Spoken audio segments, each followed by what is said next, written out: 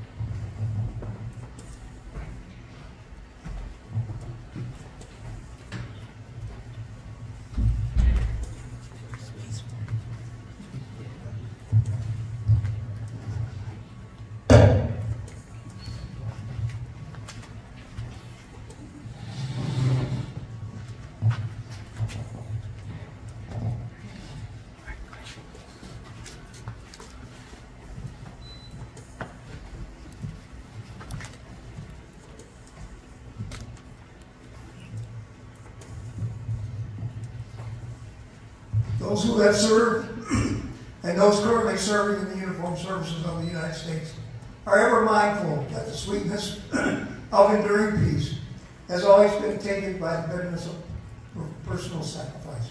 We are compelled to never forget that while we enjoy our daily pleasure, there are others who have endured and may still be enduring the agonies of pain, deprivation, and imprisonment. Before we begin our activities, we pause and recognize the POWMIAs. We call your attention to this table, which occupies a place of dignity and honor. It is set for one, symbolizing the fact that members of our armed forces are missing from our ranks. They are referred to as POWMIAs. We call them comrades. The table is set for one, symbolizing the fact that the members of these armed forces are missing from our ranks. They are unable to be with their loved ones and families, so we join together to pay humble tribute to them and to bear witness to their continued absence. The table is small, symbolizing the frailty of the one prisoner alone against his or her suppressors. The tablecloth is white, symbolic of the purity of their intentions to respond to their country's call to arms. The single rose in the vase signifies the blood they have shed in the sacrifice to ensure the freedom of our beloved United States of America. This rose also reminds us of the family and friends of our missing comrades who keep faith while awaiting their return. The red ribbon on the vase represents the red ribbons worn on the lapels of thousands who demand with unyielding determination a proper account of our comrades who are not among us. A slice of lemon on the plate reminds us of their better fate. The salt sprinkled on the plate reminds us of the countless fallen tears of families as they wait. The glass is inverted. They cannot toast with us at this time. The chair is empty. They are not here. The candle is reminiscence of the light of hope which lives in our hearts to illuminate their way home, away from their captors, to open arms of a grateful nation. The American flag reminds us that many of them will never return and have paid the supreme sacrifice to ensure our freedom. Let us pray to the Supreme Commander that all of our comrades will soon be back within our ranks. Let us remember and never forget their sacrifice. May God forever watch over them and protect them and their families. Thank you.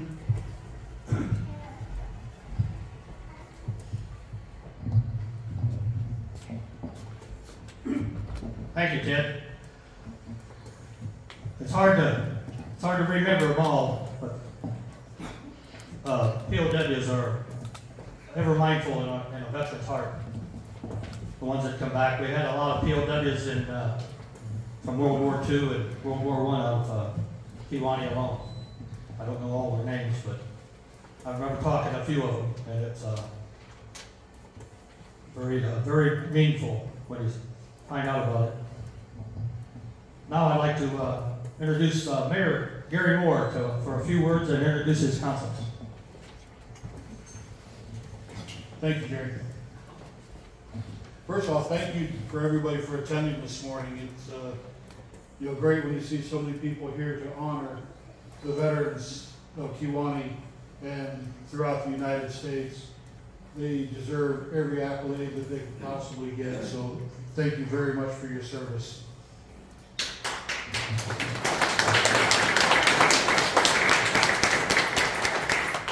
And introduce the rest of the council. To my left, Councilman Steve Faber. To my right, Councilman Mike Connick and Councilman Tyrone Baker.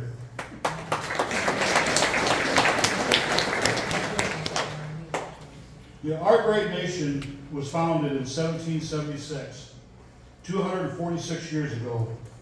When you consider the age and history of other nations, in comparison, the United States is a very young nation.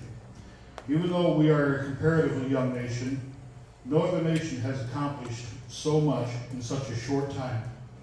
Our accomplishments can be attributed to two things: the strength of our industries and the fighting spirit of the men and women of our nation's great armed forces. The fighting spirit of the American people started when the oppression suffered under the will of a king, sitting more than 4,000 miles away, was more than they could bear. A small band of revolutionaries took up arms against the oppressors. Even though they were heavily outnumbered, outgunned, but never outfought, won the freedom we still enjoy to this very day. Including the Revolutionary War, during our 246 years of history, the United States has fought in 12 different wars and has been involved in 94 conflicts. Every president of the United States, with the exception of John Quincy Adams, who served from 1825 through 1829, has dealt with wars or conflicts during their term in office. And out of the 246 years of existence, only 37 years our armed forces have not been involved in some type of conflict or war. It is estimated that more than 1,354,664 men and women have lost their lives while fighting under the banner of our nation. That is nearly 1 million souls that gave their lives fighting for something they believed in.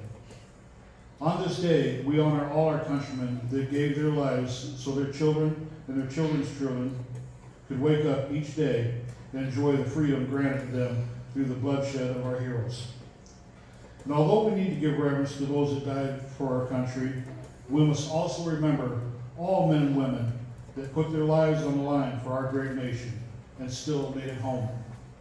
Let's remember the Marines, the airmen, sailors, and soldiers that stood in the line of fire and gave it their all, and in many cases left a piece of themselves on the battlefields throughout the world. Those men and women that witnessed the horrors of war and continue to suffer from those memories. We must stand with those that willingly took up arms on our behalf and show them that we, as individuals, are thankful, and collectively, as a nation, how grateful we are.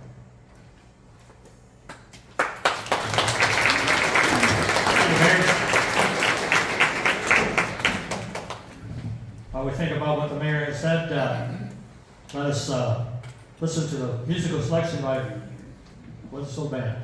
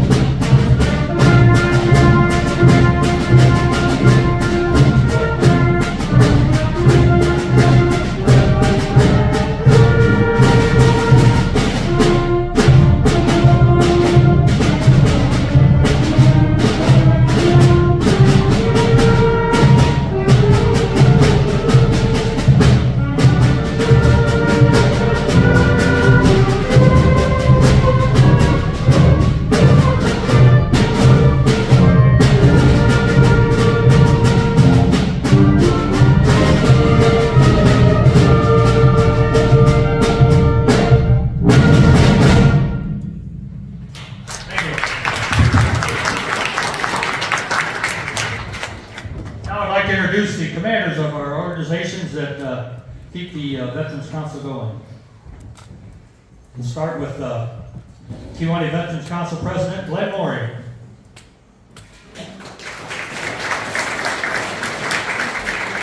American Legion Post 31, Commander Ted Canellis. And the VFW Post 8078, Tim Willage. Tri-County Marine Corps Commander Lou Vandervoorde. Also serves the double job of chaplain.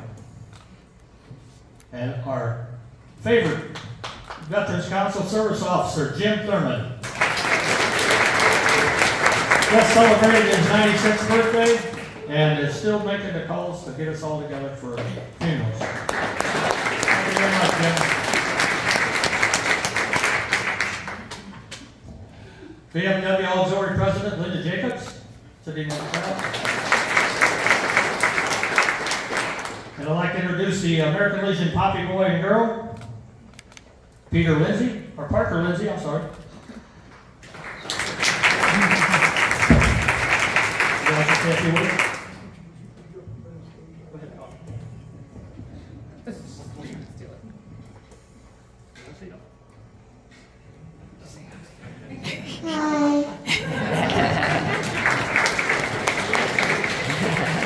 Henry Jordan.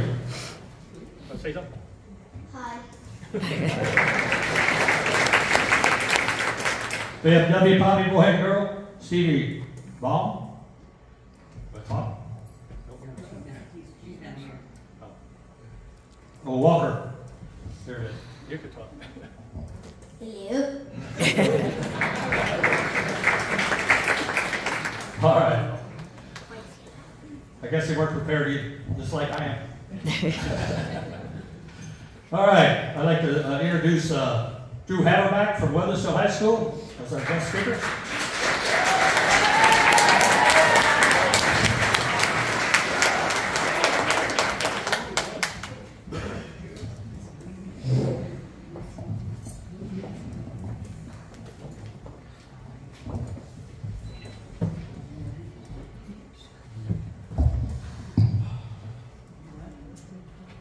Before I get started, I'd like to say thank you all, servicemen and women, to coming here today and being a part of our lives.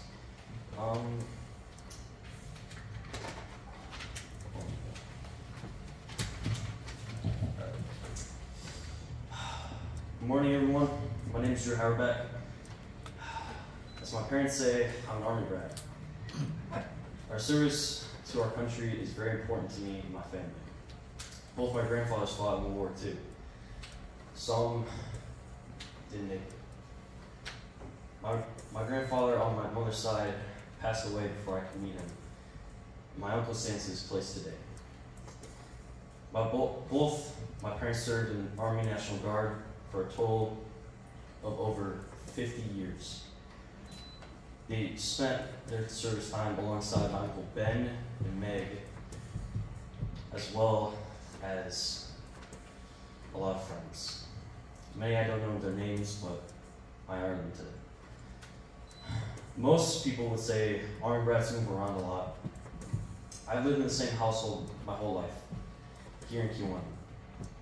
My mom was discharged before I was born, and my dad retired when I was 3. I don't remember them being gone for long periods of time or missing birthdays or holidays. I remember every day my mom would drop me off in the morning for school, and I'd help her clean classrooms, get tables set, and get the day tomorrow prepared for her. I never remembered my dad working up late nights or having to move across the country and waiting years or many decades at a time. Anyway, even though I didn't get to live overseas or grow up on posts with kids in the same situation as I learned a lot from my parents, from my military veterans. And they were very creative in discipline, I should say. And I think a lot of military parents are. For instance, if I misbehaved or said no, they wouldn't make me go to my room or turn off the tablet or anything like that. They'd make me clean bathrooms, gutters. I planted and weeded gardens, raked leaves, mowed grass, push-ups, ran laps, you name it. But I learned a lot from those punishments. And now I don't look at them as that. I look at them as teaching moments in my life. My parents remember one day at 1700 hours, I stood in the middle of a playground while retreat was played for the American flag, retiring at post headquarters for the night. I do not remember this, but I think that shows how much of dedication I have to our servicemen. My veteran parents instilled in me a service of duty. And that means, for me, if anything needs done, I just do it. I learned that no place is too high on the ladder to get your boots and hands dirty.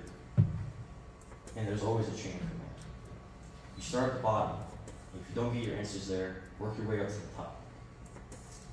I also learned that you take responsibility for your actions, not just your own, but those that you mentor. I understand reverence and respect. I believe in being a part of something bigger than yourself, just like the military. Everyone has a part. From the administrative desk, from the mess and supply sections of the Army, to the soldier on the front lines. Just as the center, tackles, and kickers are just as important as the QB and receivers in a football game. Growing up, I heard stories of the E4 Mafia and shenanigans in the field. But I also heard tales of my dad and his leaders' ideas of influencing change and training indoctrinations. One story would be his training as an air defense artillery major. He would change the way he trained stinger gunners and air defense as we know. Thank you, Dad. I'd also seen him look at me in ways that I will never understand. His face would change, his eyes would wander off to a place I would never know. I can't imagine anything he's been through, nor can I imagine the pain he feels when he hears those 3 shots fired. I believe in selfless service. Soldiers are willing to do a job that no one wouldn't. I fully understand that is a thankless job, and sometimes not even recognized by our citizens today. But I also understand that someone has to. Someone has to board that plane, board that ship, and fight so that we can be free. I would like to thank veterans for their service and for their freedoms that they bought us. They pay a price every day, sometimes all at once, sometimes for the rest of their lives.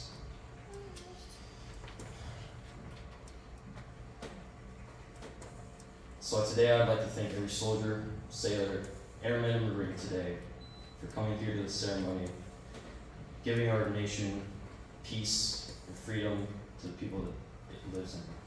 A special thank you to my parents, Mom, Dad. You mean the world to me. Thank you for teaching me this. I wouldn't want a better life. Veterans here today, you are all true American heroes. Thank you.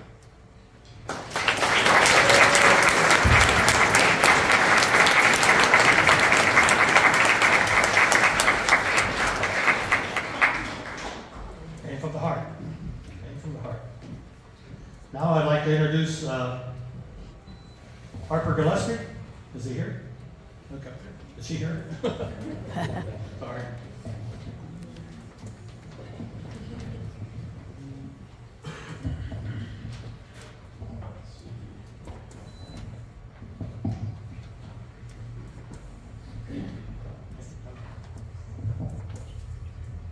I hope everyone's doing really well today.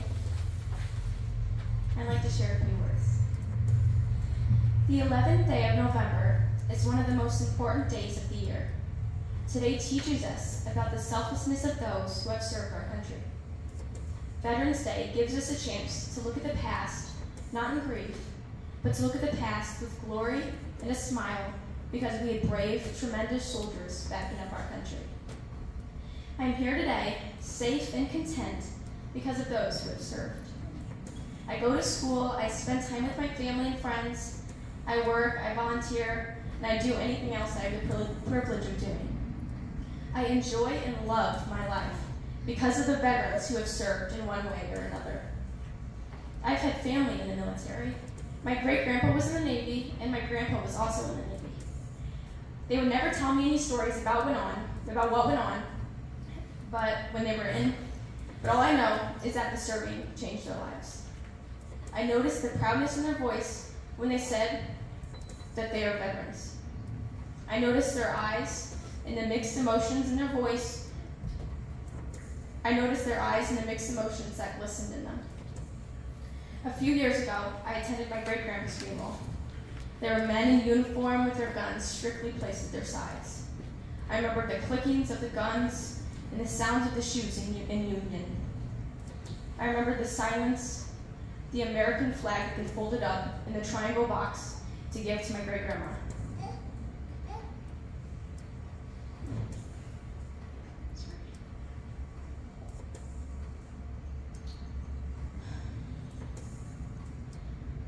I remember the beautiful ceremony that they gave him. At that moment, I thought he served all those years ago. And the military is here to give him a great ceremony. They didn't forget about him.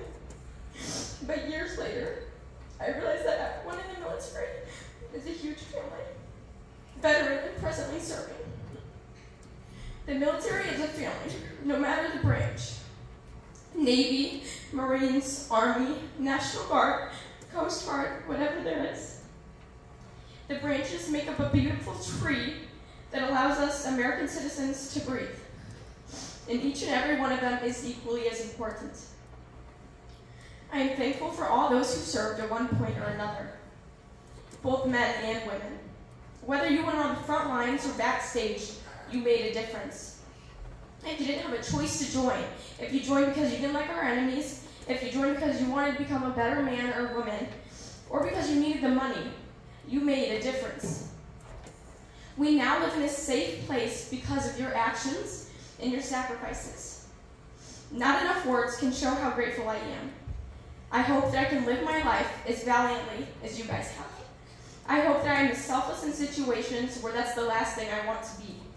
I hope that no matter what I've seen and heard, I still manage to live my life with a smile on my face. The United States of America is remarkable, but because of the veterans that once fought for something bigger than themselves, it is truly a blessing. I'd also like to thank my teacher, Mr. Rachel, for bringing us here today. It's an experience I wouldn't otherwise have. And he is also a proud Army veteran. He's a great man and a great teacher. Happy Veterans Day, Mr. Thank you for serving. Once again, thank you from the bottom of my heart. Each and every veteran made a difference. I am so grateful that I lived. Thank you, and happy Veterans Day.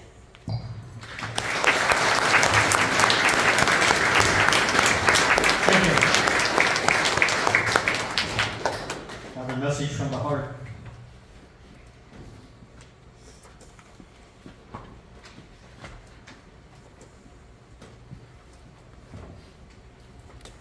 I would like to have another musical selection.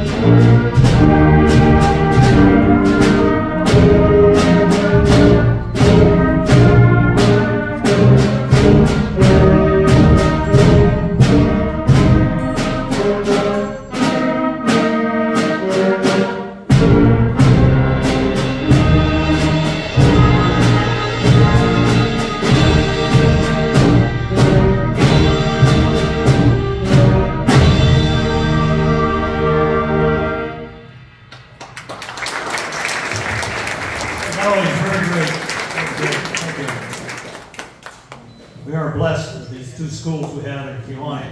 A lot of people don't like two schools, but I like them both. Weathersfield has a great students, great band, great speakers. Kewanee has a great school, great band, great speakers too. We'll find out Memorial Day for Kewanee. So everybody's wondering how come Weathersfield was here today, so I had to tell them. She's watching my cord, so I don't trip over. So before we close, I'd like to have a few remarks there and thank yous. Susan DeVilder from the Star Courier was able to get it in the paper. I don't know, too many people take the paper anymore. I understand we don't have a editor anymore, so she's kind of handicapped about getting things in.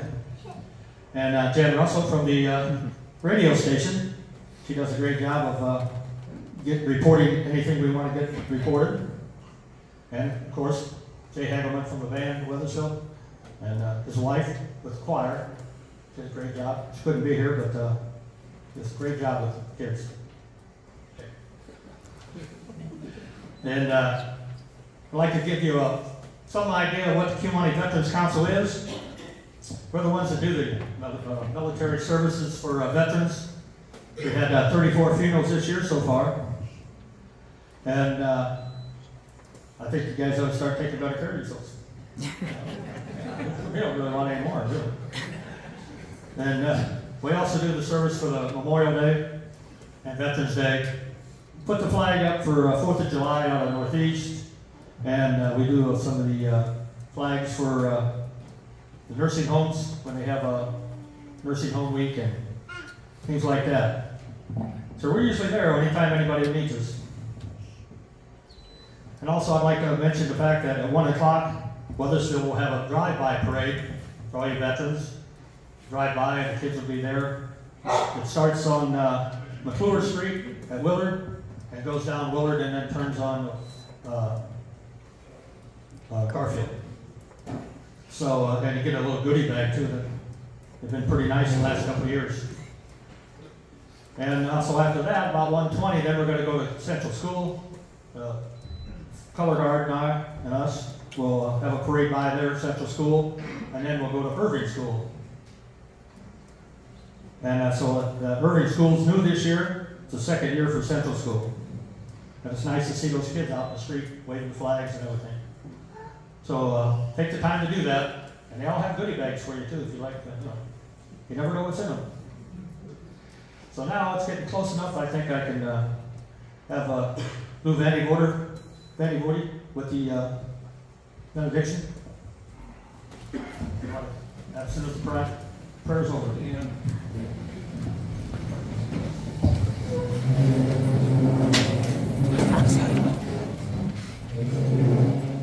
May the Lord bless thee and keep thee. The Lord make his face to shine upon thee and be gracious unto thee. The Lord lift up his countenance upon thee and give thee peace. Amen. Amen. You move it.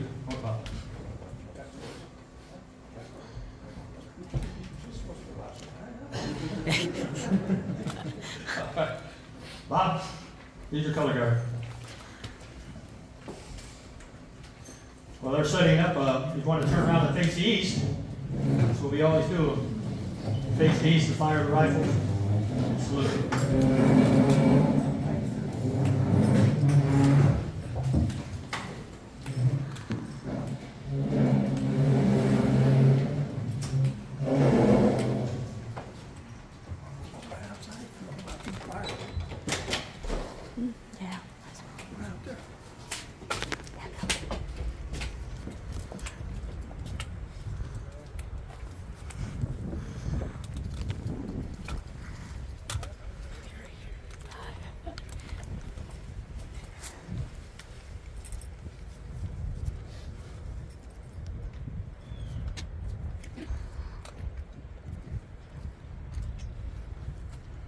Honor guard, attention!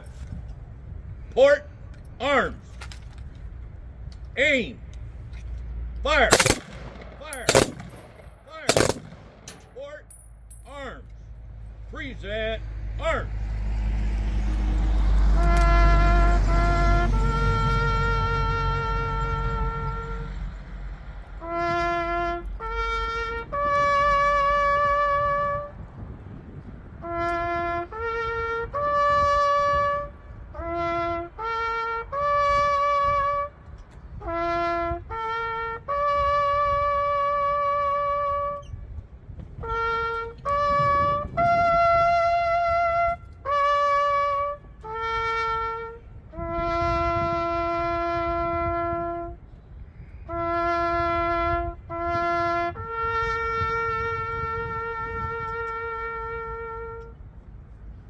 Order.